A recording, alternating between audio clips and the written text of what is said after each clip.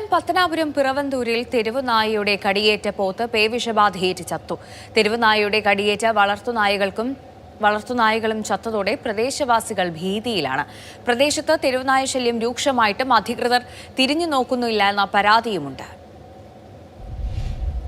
എപ്പോൾ വേണമെങ്കിലും തെരുവുനായയുടെ കടിയേൽക്കാം. ചിലപ്പോൾ പേവിഷബാധയായി അത് മാറിയേക്കാം. ഭീതിയിലാണ് പിറവന്തൂർ തച്ചക്കുളത്തെ ജനങ്ങൾ. പ്രദേശവാസിയായ കൊച്ചിയെറുക്കന്റെ 1.5 വയസ്സ് പ്രായമുള്ള പോത്താണ് ചത്തത്. അർബുദ രോഗിയായ കൊച്ചിയെറുക്കന് പഞ്ചായത്തിന്റെ സഹായത്താൽ ലഭിച്ചതായിരുന്നു പോത്ത്. ചാവുന്നതിന് 2 ദിവസം മുമ്പ് പേവിഷബാധയുടെ ലക്ഷണങ്ങൾ കാട്ടിത്തുടങ്ങി. ക്രമേണ അക്രമാസക്തനായി.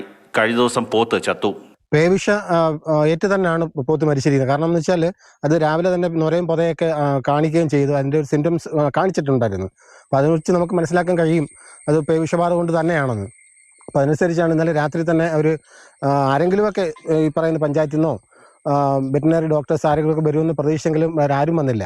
കഴിഞ്ഞ ദിവസം പ്രദേശവാസിയായ സോമന്റെ വളർത്തുനായും സമാന ലക്ഷണങ്ങളോടെ ചത്തിരുന്നു. ഒരു പരിശോധനയോ ഒരു അന്വേഷണമോ ഇപ്പോൾ ഇവിടെ തന്നെ ഇപ്പോൾ മരിച്ചു. ഒരു അന്വേഷണം ആരും എങ്ങും ഇവിടെ വന്നിട്ടില്ല.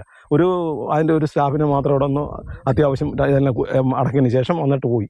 ദിവസങ്ങൾക്ക് മുമ്പ് പ്രദേശത്തെ വളർത്തുമൃഗങ്ങൾക്ക് തെരുവുനായയുടെ കടിയേറ്റിരുന്നു. ഈ നായയ്ക്ക് പേവിഷബാധ ഏറ്റിട്ടുണ്ടാകാം എന്നാണ് സംശയം. അതേസമയം ജനങ്ങൾ ഭീതിയിലായിട്ടും ആരോഗ്യവകുപ്പോ സർക്കാർ സംവിധാനങ്ങളോ കാര്യക്ഷമമായി ഇടപെടുന്നില്ല എന്ന ആക്ഷേപമുണ്ട്. വീട്ടിൽ വളർത്തുന്നില്ല, അല്ലാതെ തെരുവുനായ്ക്കൾ ഇഷ്ടം പോലെ ഉണ്ട്. പിള്ളേർക്ക് സ്കൂളിൽ പോകുന്ന വിദ്യാർത്ഥികൾക്ക് അങ്ങോട്ട് പോകാനോ എടുക്കാനോ ഒന്നും നോക്കുന്നില്ല. പിള്ളേരെ പുറകിൽ പോയി കടിക്കുവാണ്. രാത്രിയിലായാലും എവിടെയായാലും വീട്ടുകളിൽ കയറി എല്ലാവരും കടിക്കുവാണ്. അതിനൊരു പരിഹാരം ഒന്നും ഇതുവരെ ഉണ്ടായിട്ടില്ല. പിന്നെ പന്നിശല്യം ഭയങ്കരമാണ്. പേപ്പട്ടി ശല്യവും പന്നിശല്യവും മേഖലയിൽ അതിരൂക്ഷമായിട്ടും അധികാരികൾ തിരിഞ്ഞു നോക്കുന്നില്ല എന്ന പരാതി നാട്ടുകാർക്കുണ്ട്. ആഴ്ചകൾക്ക് മുമ്പ് ഒരു ദിവസം തന്നെ 6 പേരെയാണ് ഇവിടെ തെരുവുനായ കടിച്ചത്. മാതൃഭൂമി ന്യൂസ്, കൊല്ലം.